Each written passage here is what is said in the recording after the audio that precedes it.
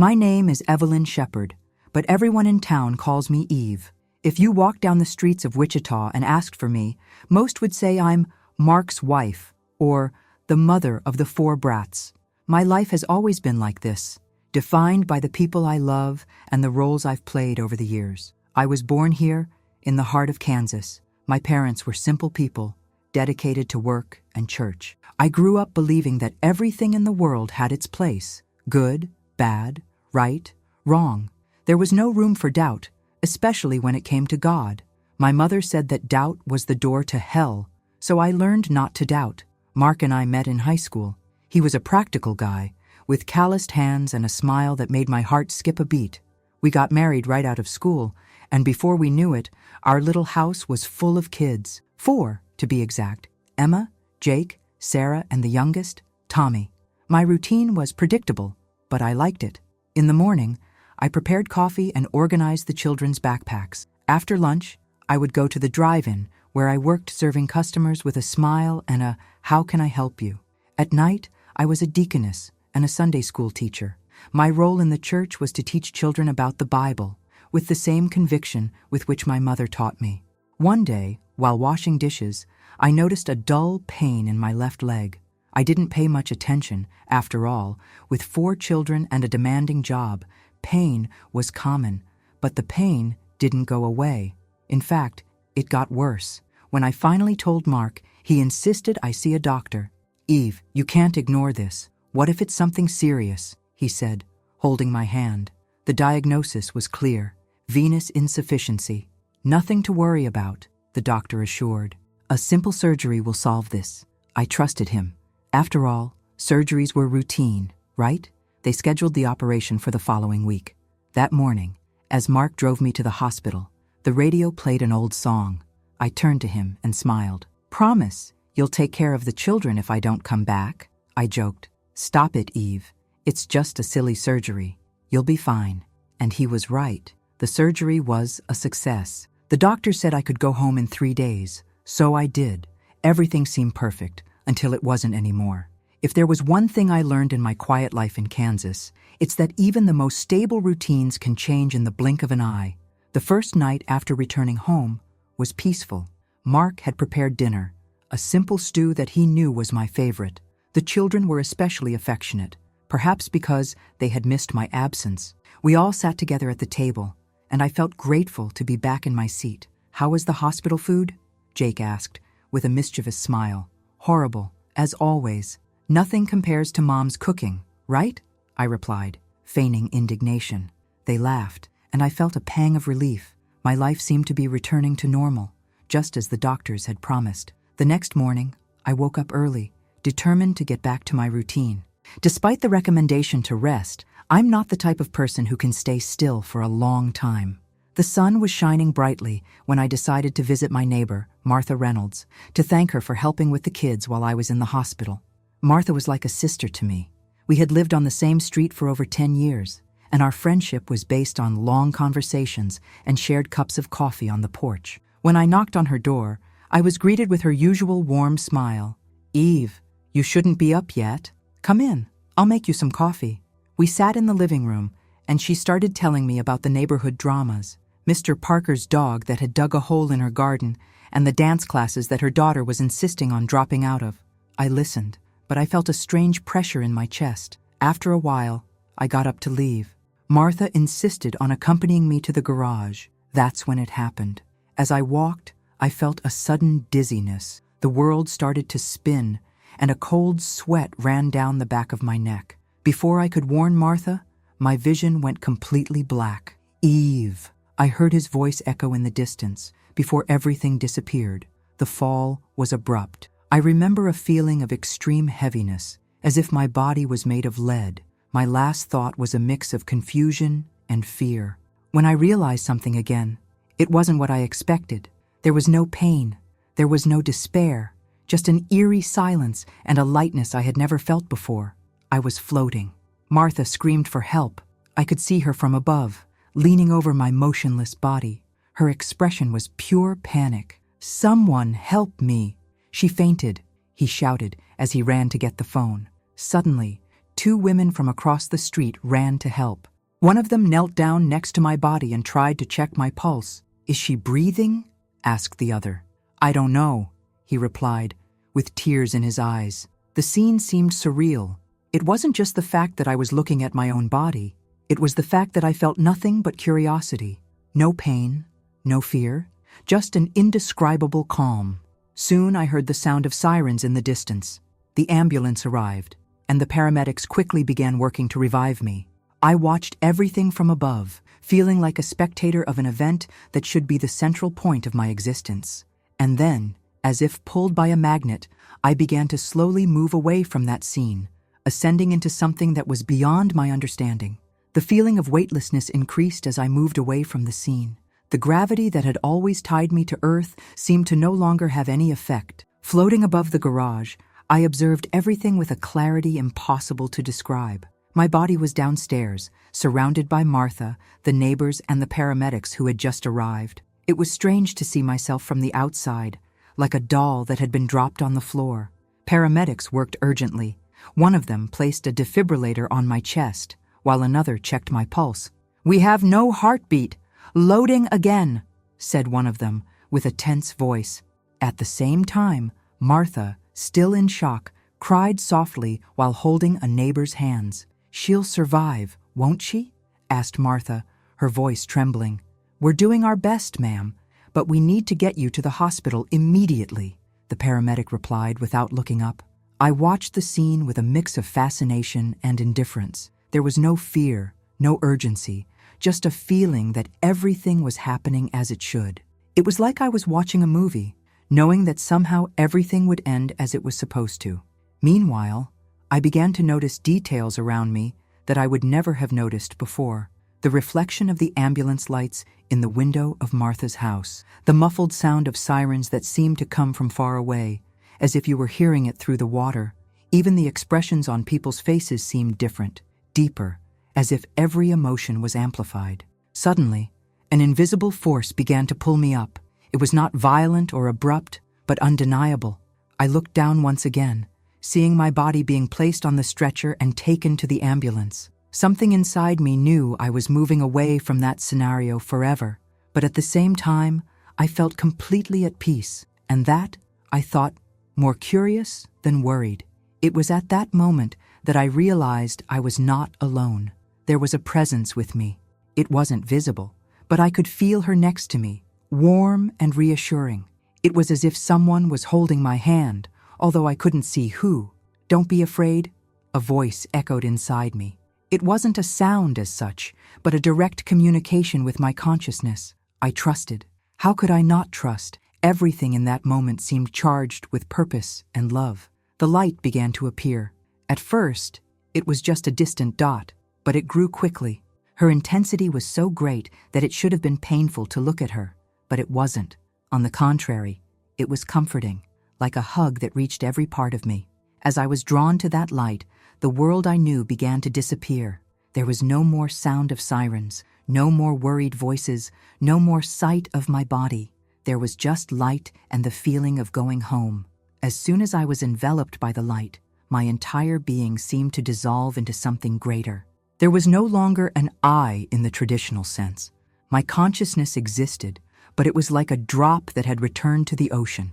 The light was so bright that it seemed to contain all the colors in the world, but more than that, it was alive. She wasn't just something you saw, it was something you felt. This light radiated a love so deep that there were no words to describe it. It was an unconditional love that demanded nothing in return. There were no judgments, expectations, or condemnations. There was only acceptance. Soon, a series of images and sensations began to fill my being. It wasn't like watching a movie, but a simultaneous experience of several realities. I saw moments of my life, from my first steps to the most recent days, but it wasn't just a memory. I felt everything again: the joys, the sadness, the fears, and the decisions that shaped me. More than that, I realized that all the choices I made were not isolated. They had created waves that touched other people and the world around me. Every word spoken, every gesture made, even thoughts, everything had an impact. And then, something unexpected happened. I was taken beyond my current life. I saw images of other lives, moments when I was someone else, in another place, in another time. In one, I was a young girl in a small coastal village, working as a fisherman.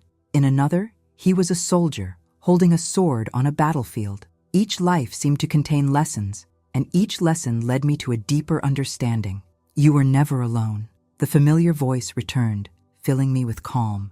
Every experience, every choice was part of your learning. The light seemed to pulse with that message. I understood then that life was not a test, as I had learned in church. There was no heaven or hell awaiting, but a continuous process of growth and evolution. Christ did not die to save the sins of the world. The voice continued. The concept of sin is a human creation, an attempt to understand what is not yet understood. My mind rebelled against it for a moment. Like this, my entire life was built on the belief that heaven was the reward for righteous living and hell was the punishment for sin. But the light enveloped me with such absolute love that my doubts disappeared. It was not an imposition, but a revelation. I knew I was receiving a greater truth, something that transcended the words I had memorized from sermons and Sunday school lessons. In the midst of all this, I realized a choice. I could go on, step fully into that light, or I could go back. There was no pressure, just the feeling that, one way or another, everything was right. Before deciding, one more vision was given to me.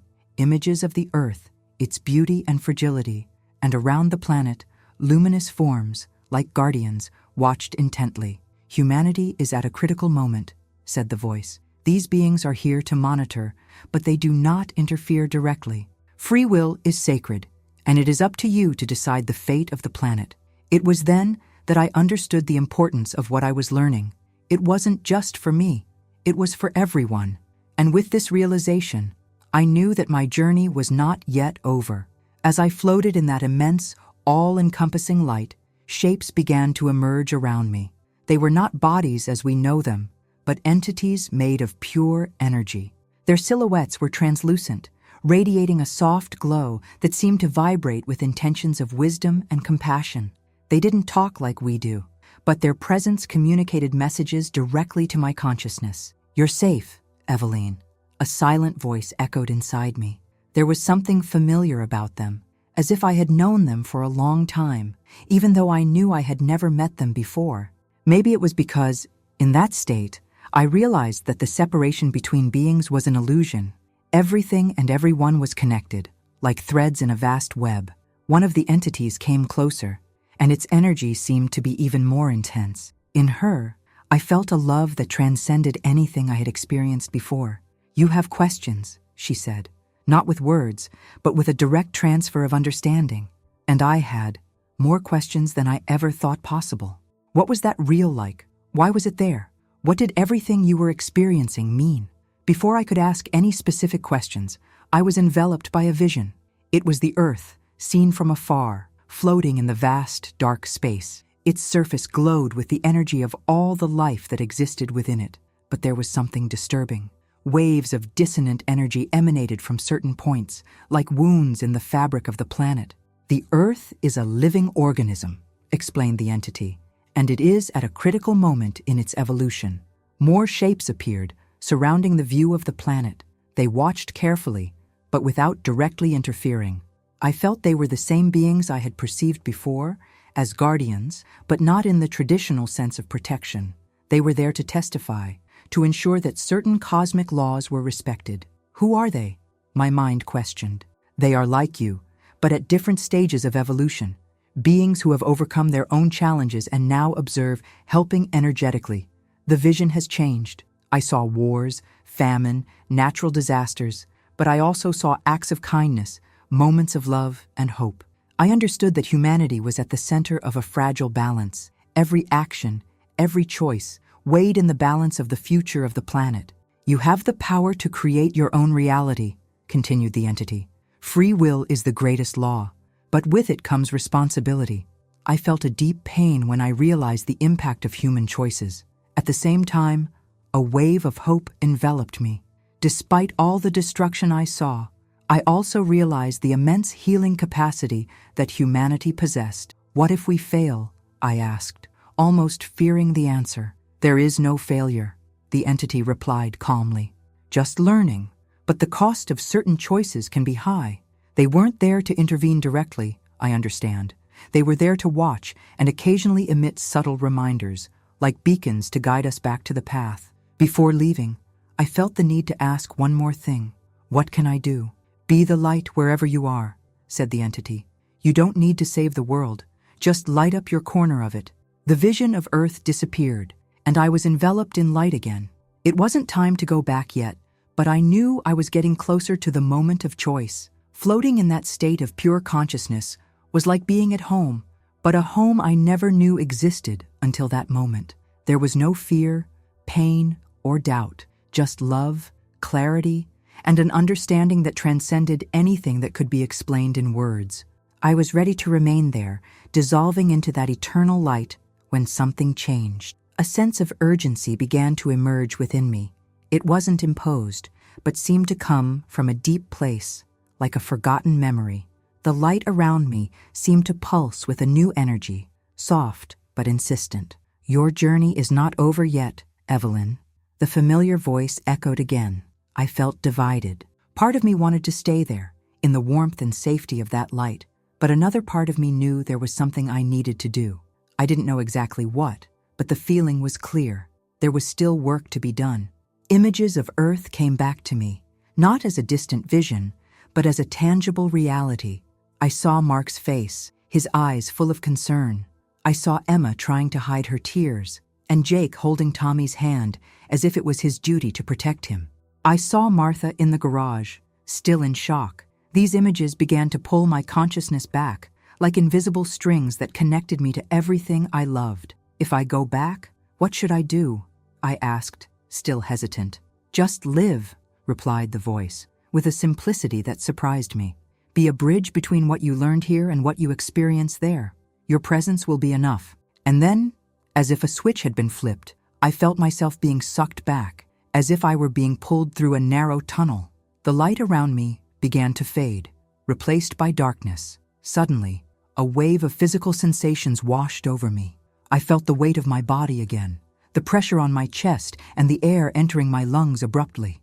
I heard voices around me, now clear and anxious. "She's back," someone shouted. My eyes slowly opened. The fluorescent light of the hospital seemed cruel after the heavenly glow I had just left. I saw faces I didn't immediately recognize, doctors, nurses, all watching me with expressions that mixed relief and disbelief. "Welcome back, Mrs. Shepard," one of the doctors said, leaning over me with a tight smile. "You gave us quite a scare. The first thing I felt was pain. My entire body felt heavy and painful, but at the same time, there was an inexplicable euphoria. It was as if every cell was vibrating with life, celebrating the simple fact of being there." It was then that Mark ran into the room. He looked exhausted, his face lined with hours of worry, but his eyes shone with relief. He held my hand tightly, almost crushing my fingers. "Eve," he barely managed to say my name before he started crying. "I'm here, Mark," I whispered, my voice hoarse and weak. "I am fine." He shook his head, unable to say anything else, and pulled me into an awkward but loving hug. As I looked at it and felt the connection with everyone around me, I realized something I had learned in the light, the perfection and harmony of the present moment. Being alive was a gift, a miracle that I would never take for granted again. The days that followed my return were a mix of joy and strangeness. My family and friends were relieved that I was alive, but something inside me had changed profoundly, and it was difficult to explain. People expected me to go back to my routine as if nothing had happened, but I wasn't the same Evelyne Shepard anymore. Soon after returning home, I began to notice things that had previously gone unnoticed. I felt people's emotions almost palpably, like invisible waves radiating from them. One afternoon, when Mark was in the living room, pretending to watch a baseball game, I noticed his uneasiness. "What is it, Mark?" I asked, sitting down next to him. "Nothing," he replied quickly, looking away, but I knew it wasn't true. I could feel his concern as if it were my own. "It's about the hospital, isn't it?" I insisted. He sighed deeply and finally confessed, "I almost lost you, Eve. I can't stop thinking about it." I took his hand and squeezed it tightly. "I also thought I had lost you," he said sincerely, "but something brought me back, And now I'm here. That's what matters. Mark tried to smile, but I saw he was still struggling to understand what had happened to me. I was still trying to understand myself. In the church, the challenges were even greater. When I went back to teaching the children in Sunday school, I realized that I could no longer repeat the lessons like I used to.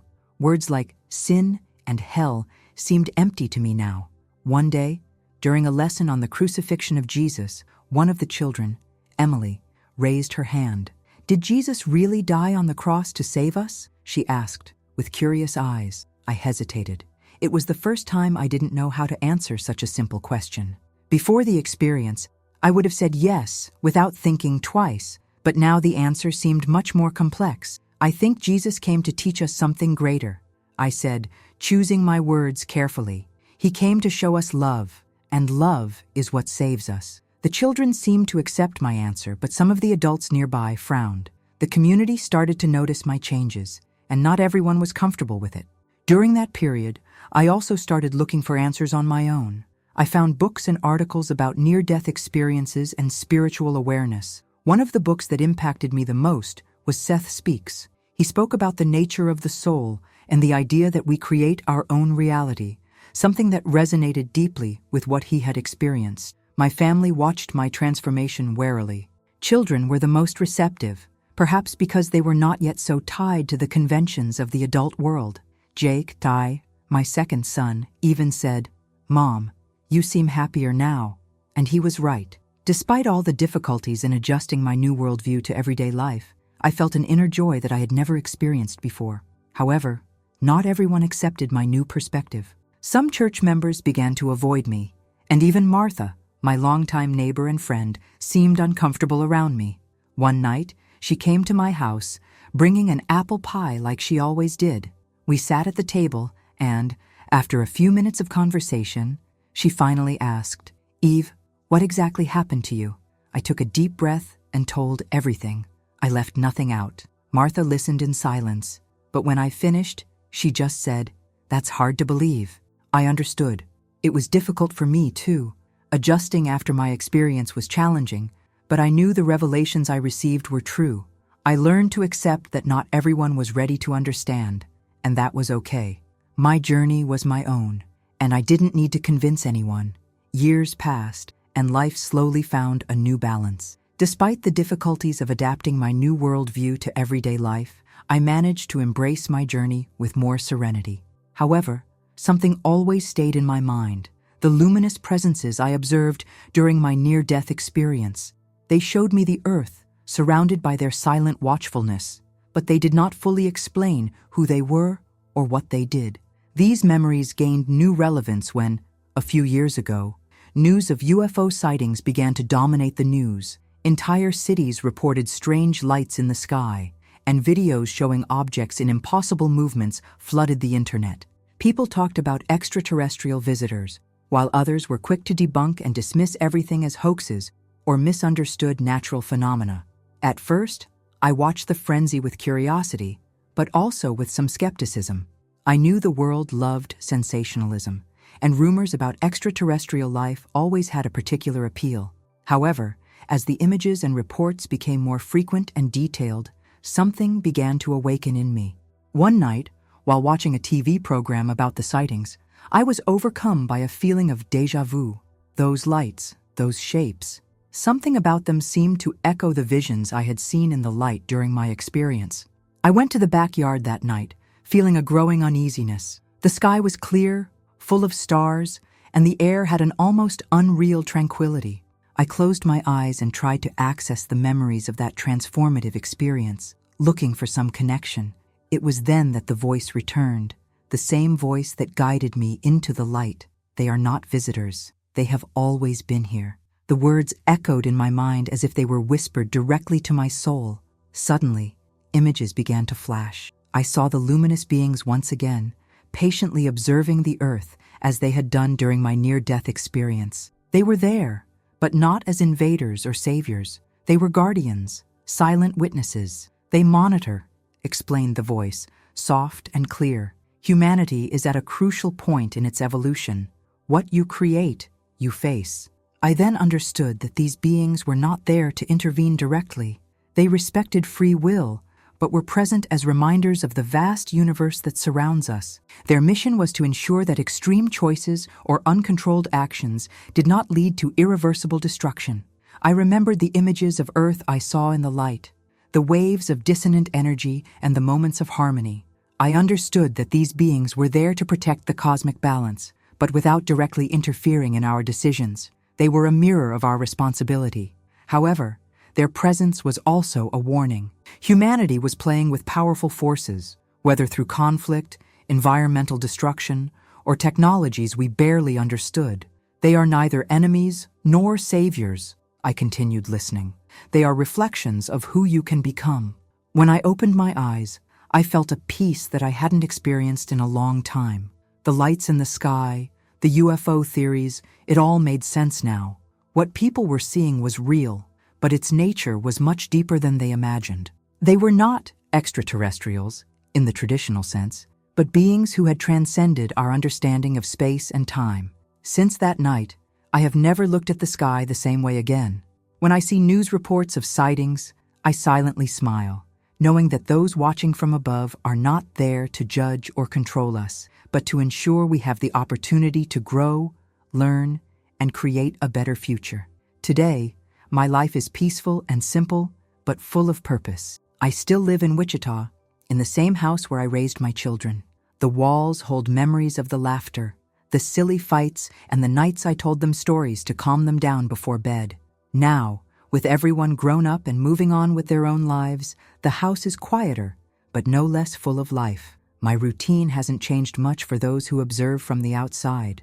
I work at the drive-in, as I always have, helping customers with a smile and a "How can I help you?"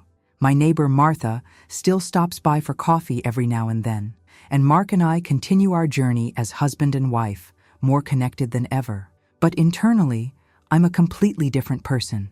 The experience I had not only changed the way I see the world, but also how I live in it. Before, my focus was on fulfilling expectations as a wife, mother, deaconess, worker. Now, I understand that my main role is to be true to what I discovered, the immense capacity we all have to create our own realities. The first major transformation was in relation to fear. I'm no longer afraid of death. I know it's just a transition, a return home.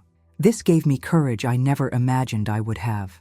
I no longer worry so much about small problems or people's judgments. My health has also changed. Since my return, I feel full of energy. I only need 4 hours of sleep a night, and I still wake up feeling refreshed. Mark jokes that I've become a superwoman, but I know it's more than that. It's as if every cell in my body is in harmony with life. The most interesting thing is how connected I feel to the people around me. I can still perceive emotions and thoughts in a way that would be scary if it weren't so natural now. I don't use it to invade anyone's privacy, but to connect on a deeper level, offering support and understanding where it's needed. In the community, my move was met with a mix of curiosity and skepticism. Some see me as someone who has been through something extraordinary, while others think I have lost my way. I no longer teach Sunday school, as I feel my perspective is too different from what the church teaches, but I still participate in community activities, finding ways to help people see their own light. When I'm asked about my experience, I'm usually reserved. I didn't write books or give lectures about what I experienced. Instead, I let my life be my testimony. I don't need to convince anyone of anything. I just live what I learned, and that seems enough. For me, the most important lesson is that each of us is responsible for creating our own reality. No matter how difficult or dark the moment may seem, we always have the power to choose how to react and what to do next. Life is a gift, and each day is a new opportunity to grow and learn. Now, when I look at the sky, I don't just see stars. I see a vast universe full of possibilities, guarded and observed by beings who love us deeply, but who also give us the freedom to find our own path. If there's anything I've learned from my experience, it's that life is much more than what we see or understand at the moment. Before, I believed that we lived to achieve a prize at the end, heaven, and to avoid a punishment, hell. But now I understand that there are no external rewards or punishments, just choices that shape our journey. and lessons that help us grow. The message I bring with me is not something I plan to share. It's something that lives inside me, like a flame that never goes out. I don't believe it's my mission to change the world, but rather to live in a way that inspires those around me to see their own light. The greatest gift I received was the understanding that each of us is a creator. We have the power to shape our lives, our circumstances, and even the world in which we live. It is not an easy task, and many of us, in moments of pain or despair, can feel helpless. But the truth is that the power is always within us. I look at humanity now with different eyes. We are all travelers on a learning journey, each at our own pace. Some are still trapped in cycles of fear and suffering, but even this is part of a larger process. There is no rush. Each soul will find its way at the right time. When I think of the luminous beings I have observed, those who monitor our planet, I feel a deep gratitude, not because they are here to save us, but because they remind us, in subtle ways, that we are not alone. We are part of something much bigger, something so vast and beautiful that we can barely imagine it. If I could leave you with just one message, it would be this: trust your journey. Even in the most difficult times, there is purpose and learning. There are no mistakes, just experiments. And above all, choose love. Love is the most powerful force in the universe, the energy that connects all things and guides us back to the light. Always. I still have a normal life. I am not a guru, nor do I pretend to be. I'm just Evelyne Shepard, an ordinary woman with an extraordinary story.